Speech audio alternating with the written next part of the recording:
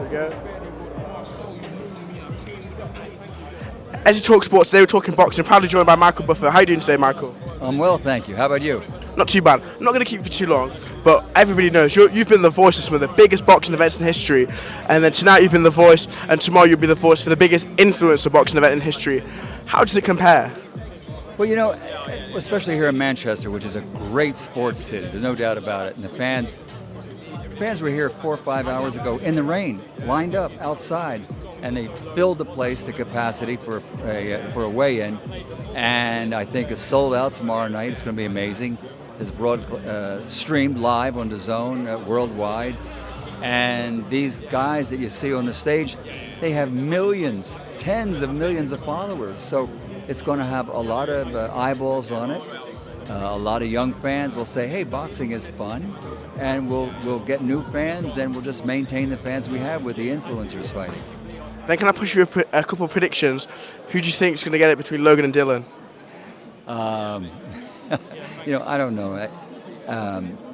Here's the thing with Danis. He is a combat veteran. He's used to getting punched in the face. He's used to having his arms and legs twisted, but he's a 4-time world champion in jiu-jitsu. And he's a competent MMA star.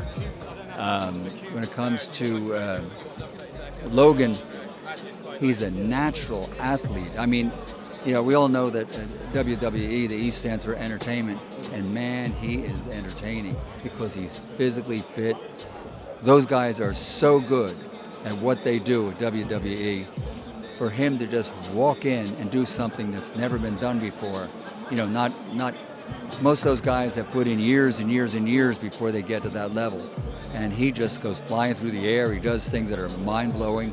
So we've got two really good athletes that are willing to punch each other in the face. It's going to be interesting. And finally, so this is going to be a hard one. After all the fights you've... By the way, you notice how I didn't make a prediction there. Yeah. So I'm not going to ask you to make a prediction for the last one. But out of all the fights that you've emceed, which one has been the most memorable?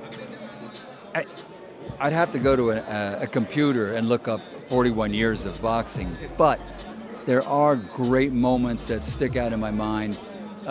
Not a great fight, but a great moment when Big George Foreman became heavyweight champion by knocking out Michael Moorer. A great moment. Not a great fight.